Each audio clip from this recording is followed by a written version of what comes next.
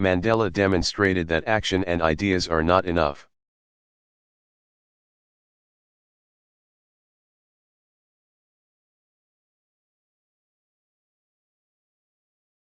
No matter how right, they must be chiseled into law and institutions.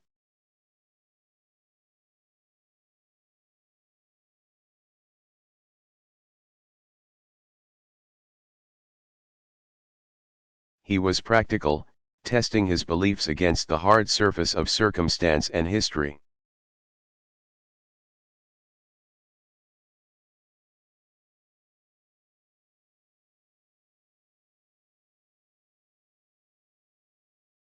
On core principles he was unyielding, which is why he could rebuff offers of unconditional release.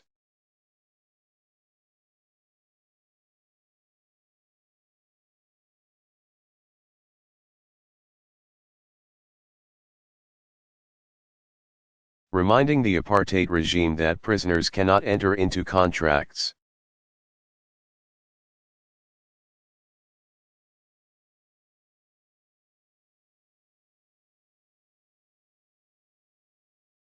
But as he showed in painstaking negotiations to transfer power and draft new laws.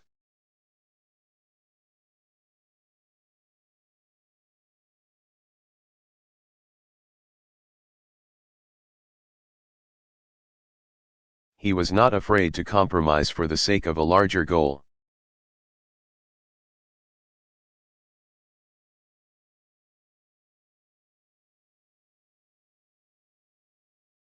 And because he was not only a leader of a movement but a skillful politician.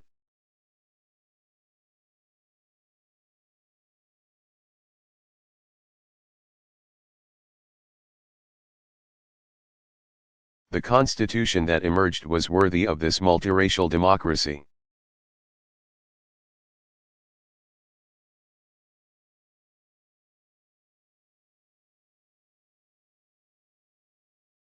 True to his vision of laws that protect minority as well as majority rights, and the precious freedoms of every South African.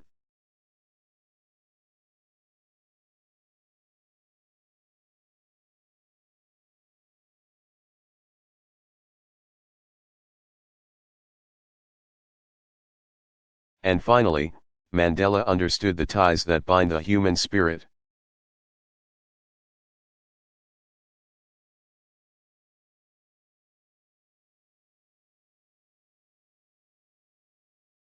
There is a word in South Africa, Ubuntu, a word that captures Mandela's greatest gift.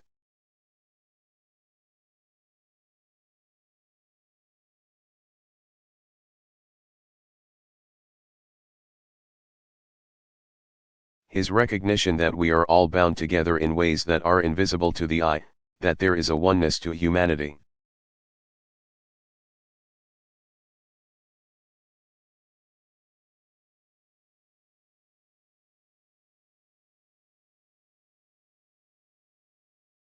That we achieve ourselves by sharing ourselves with others, and caring for those around us.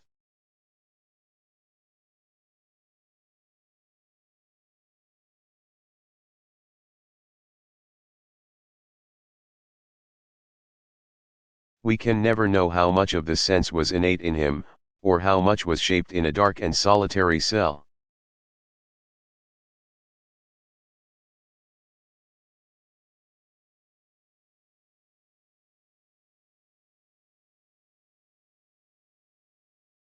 But we remember the gestures, large and small, introducing his jailers as honored guests at his inauguration.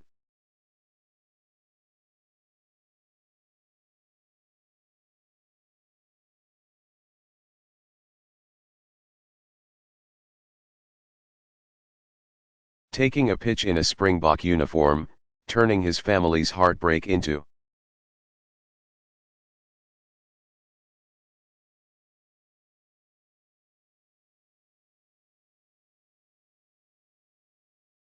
a call to confront HIV/AIDS that revealed the depth of his empathy and his understanding.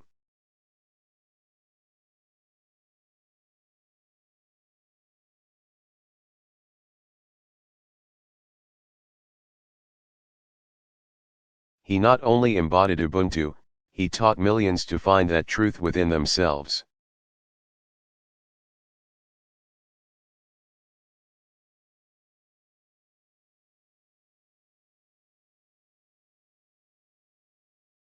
It took a man like Madaba to free not just the prisoner, but the jailer as well, to show that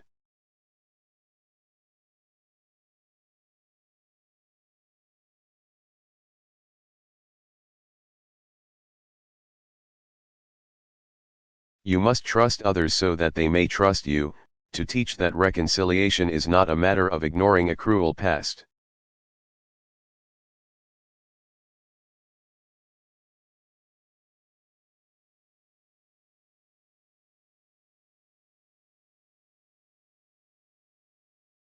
But a means of confronting it with inclusion and generosity and truth.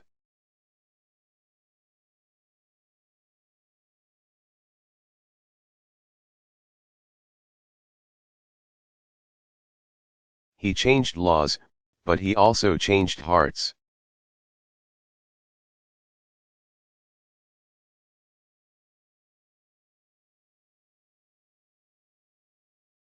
For the people of South Africa, for those he inspired around the globe.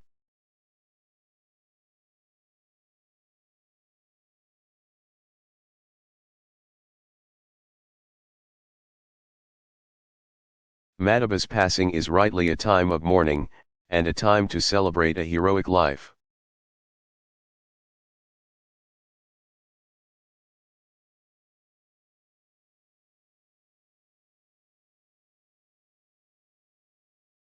But I believe it should also prompt in each of us a time for self-reflection.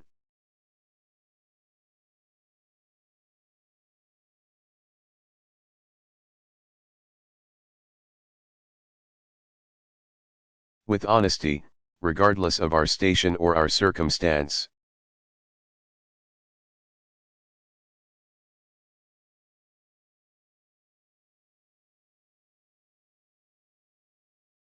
We must ask, how well have I applied his lessons in my own life?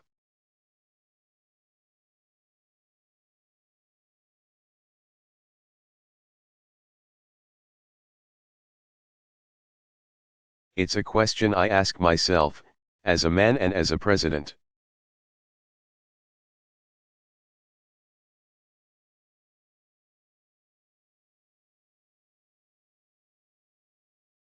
We know that, like South Africa, the United States had to overcome centuries of racial subjugation.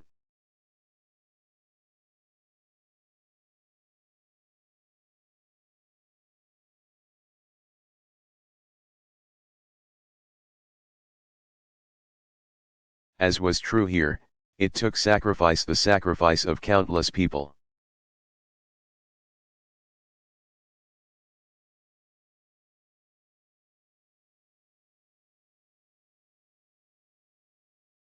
Known and unknown, to see the dawn of a new day.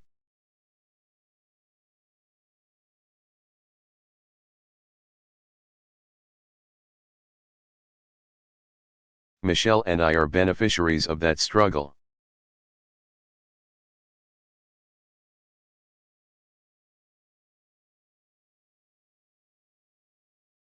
But in America, and in South Africa, and in countries all around the globe,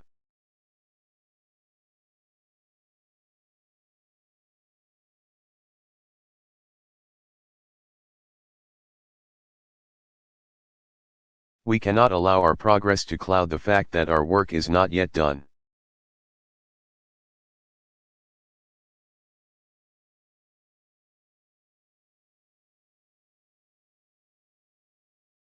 The struggles that follow the victory of formal equality or universal franchise may not be as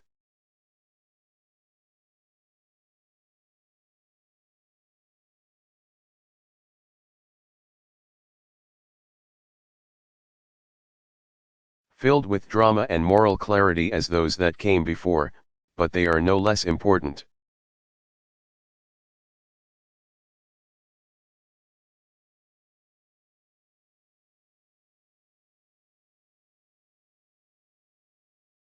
For around the world today, we still see children suffering from hunger and disease. We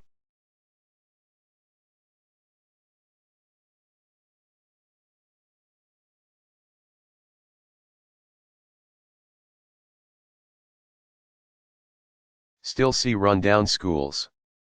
We still see young people without prospects for the future.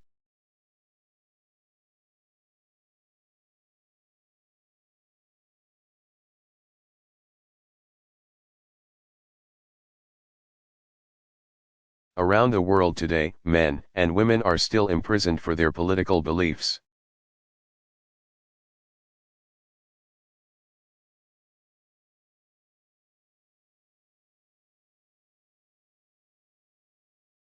And are still persecuted for what they look like, and how they worship, and who they love. That is happening today.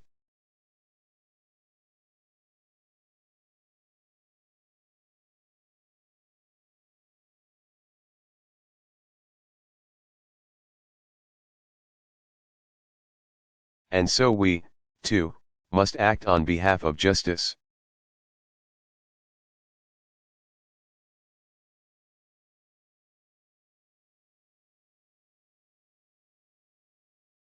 We, too, must act on behalf of peace.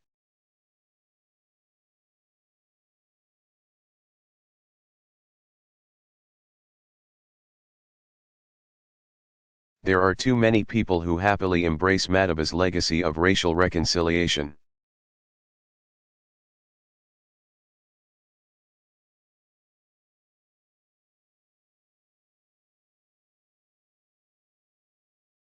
But passionately resist even modest reforms that would challenge chronic poverty and growing inequality.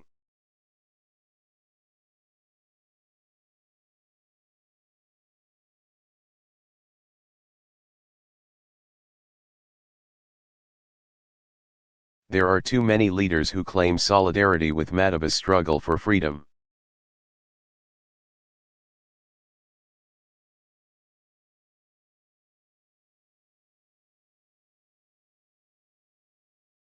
But do not tolerate dissent from their own people.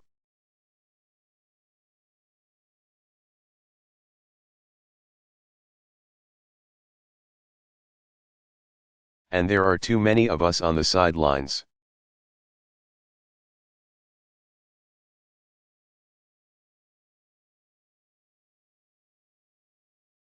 Comfortable in complacency or cynicism when our voices must be heard.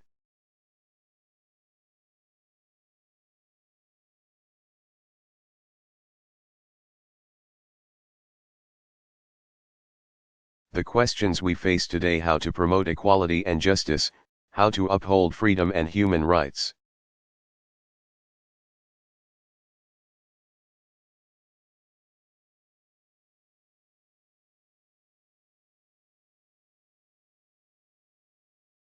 How to end conflict and sectarian war. These things do not have easy answers.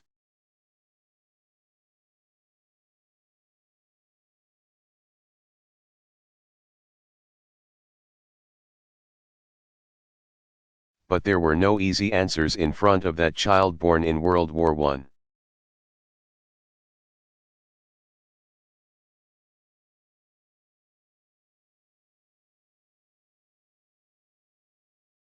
Nelson Mandela reminds us that it always seems impossible until it is done.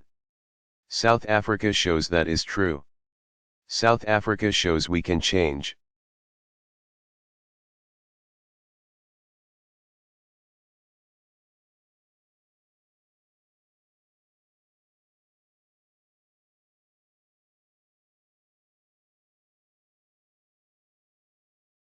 That we can choose a world defined not by our differences, but by our common hopes.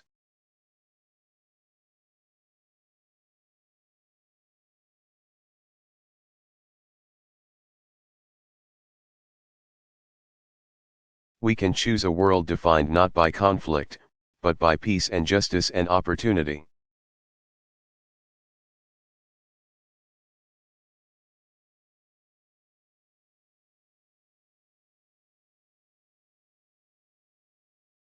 We will never see the likes of Nelson Mandela again.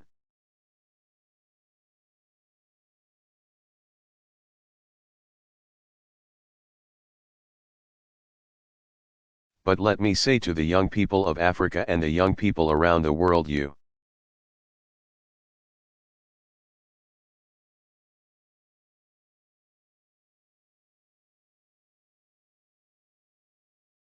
too can make his life's work your own.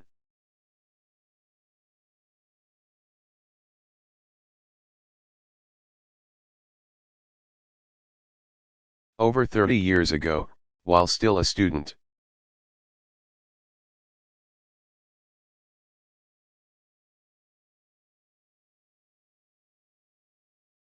I learned of Nelson Mandela and the struggles taking place in this beautiful land, and it stirred something in me.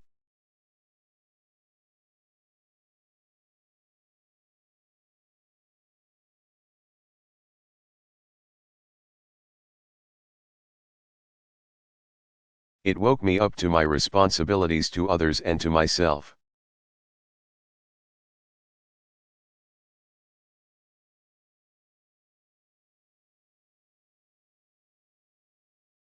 And it set me on an improbable journey that finds me here today.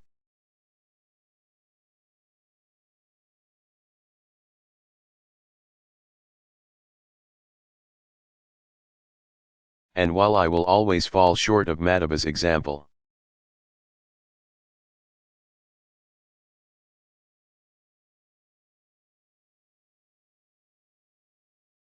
he makes me want to be a better man.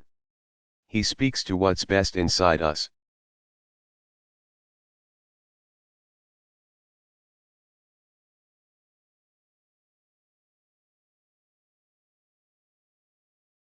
After this great liberator is laid to rest, and when we have returned to our cities,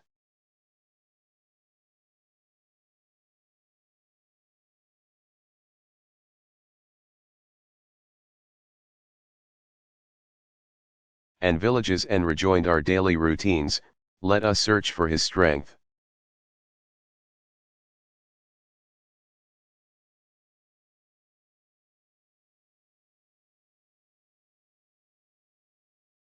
Let us search for his largeness of spirit somewhere inside of ourselves.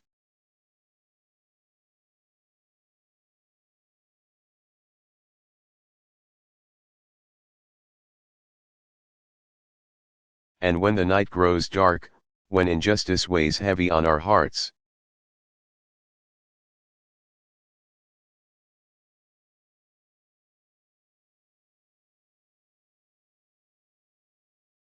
when our best laid plans seem beyond our reach, let us think of Madiba and the words that brought him.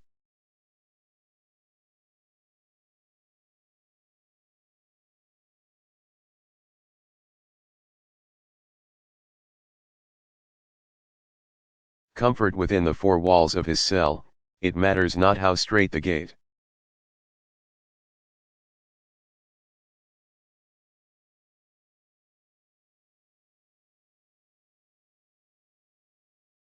How charged with punishments the scroll, I am the master of my fate, I am the captain of my soul.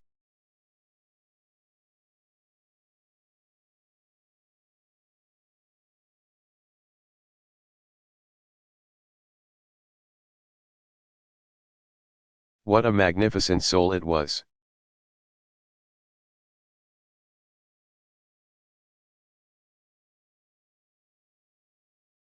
We will miss him deeply. May God bless the memory of Nelson Mandela.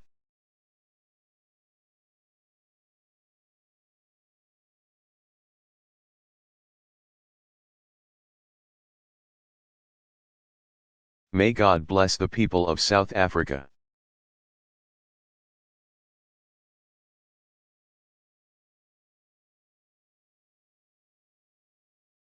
Rivonia Trial Speech, Final Paragraph.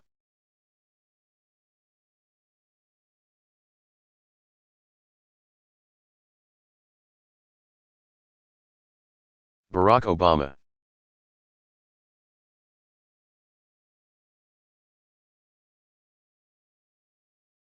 Address at the military retirement ceremony for Gen.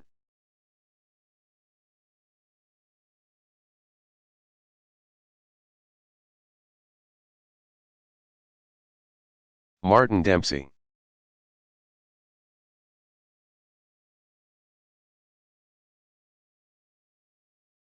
Delivered September 25, 2015, Joint Base Meier-Henderson Hall, Virginia.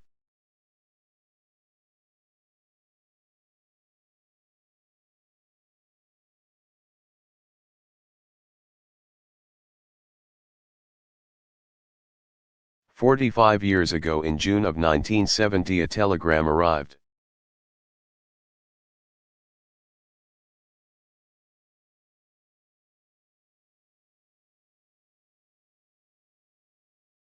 In upstate New York at the home of 18-year-old Marty Dempsey.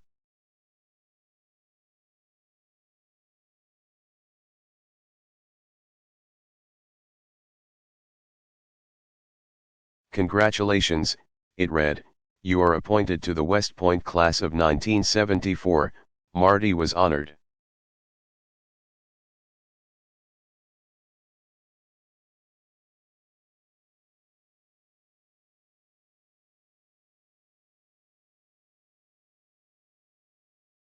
But he had just finished high school, and he wasn't entirely sure he wanted to head off to the academy.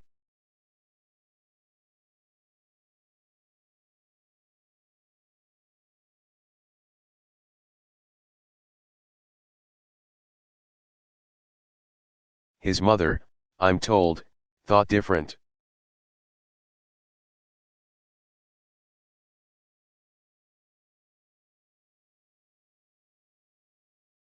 She urged him to give it a try for the summer, which sounds like Beast Barracks meets Sleepaway Camp.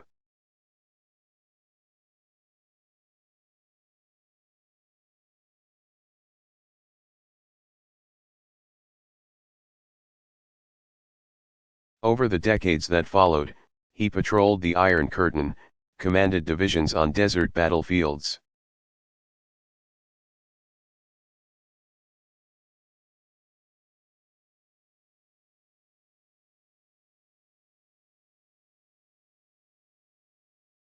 And led America's soldiers, and more than a few times, he burst into song.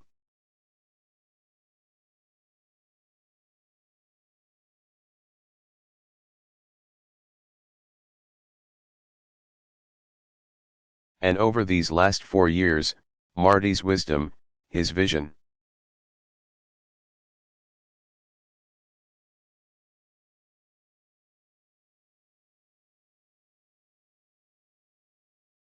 and his character have helped lead the greatest fighting force the world has ever known.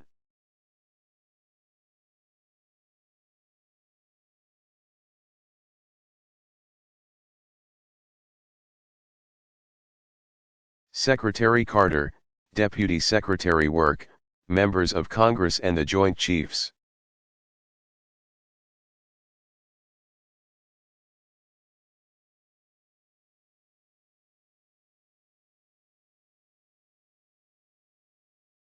Service secretaries, men and women of the Defense Department.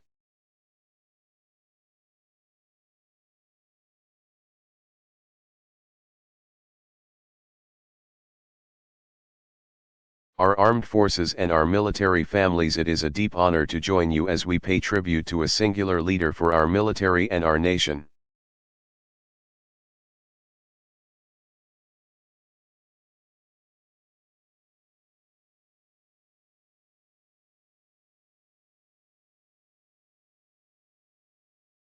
And one of the finest men that I know, General Martin Dempsey.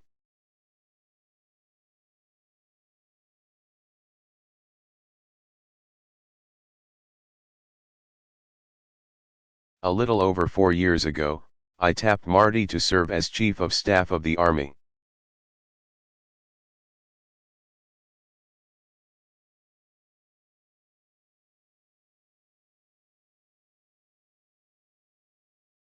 We let him enjoy it for one day. Then, I asked him to be chairman. So let me just say,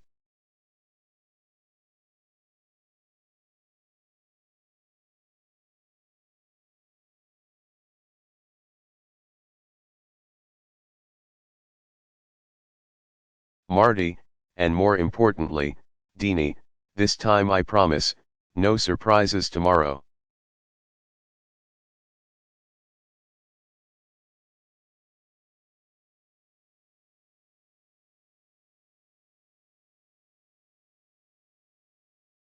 I chose Marty for these leadership roles because of his moral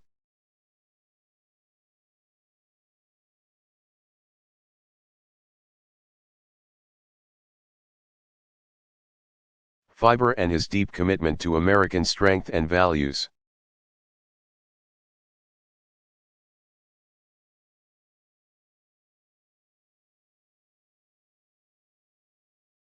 I chose him because of his vision for our military as a more versatile and responsive force.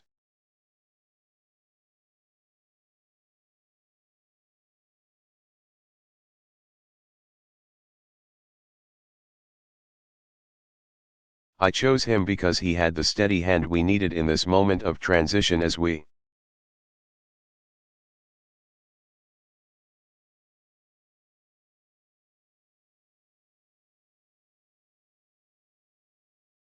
tackle emerging threats and support so many of our troops as they transition to civilian life.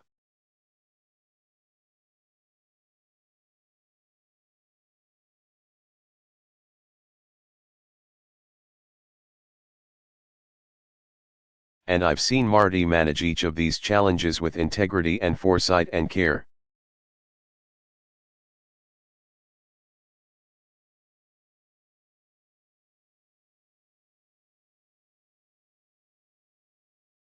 But perhaps most of all, I chose Marty because he's a leader you can trust.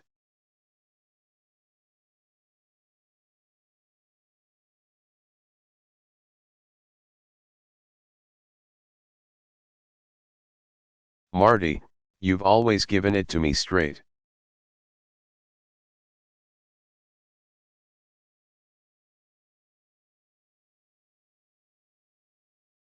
I can't tell you how much I've appreciated your candor and your counsel.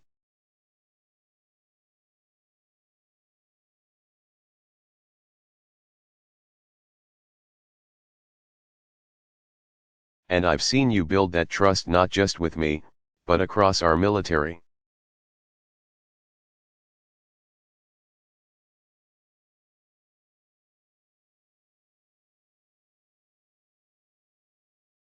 With our troops and their families, with Congress and our allies abroad, and with the American people.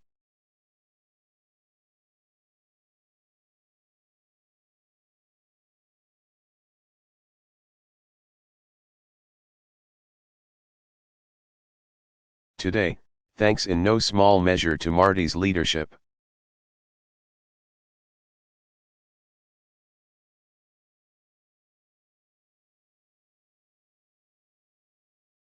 America has reassured allies from Europe to the Asia Pacific.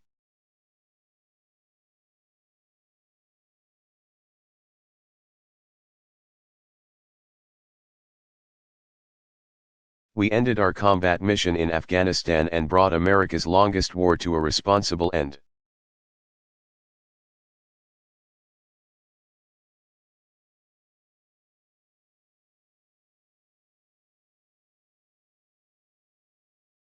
We've forged new partnerships from South Asia to the Sahel to meet terrorist threats.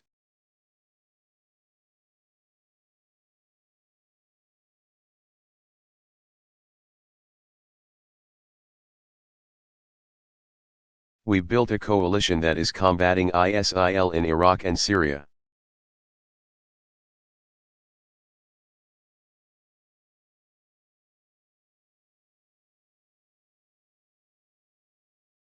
We have bolstered our cyber defenses.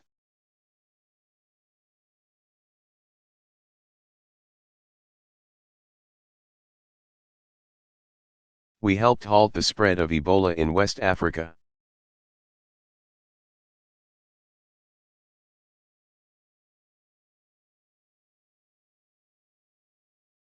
None of this would have been possible without Marty's guidance and leadership.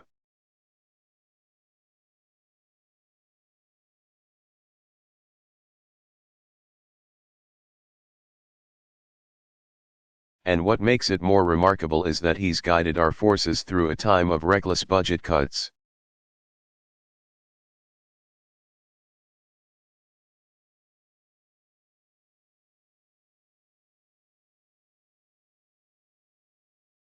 with less than a week before Congress needs to pass a budget to keep the government open.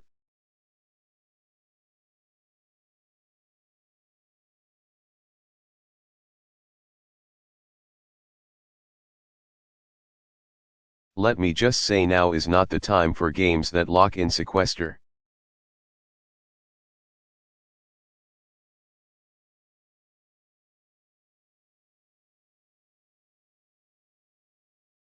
It's not good for our military readiness. It's not good for our troops. It's not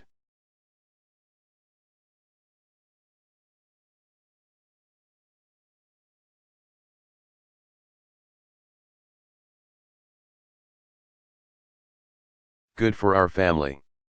And it's not good for our country. As Commander-in-Chief,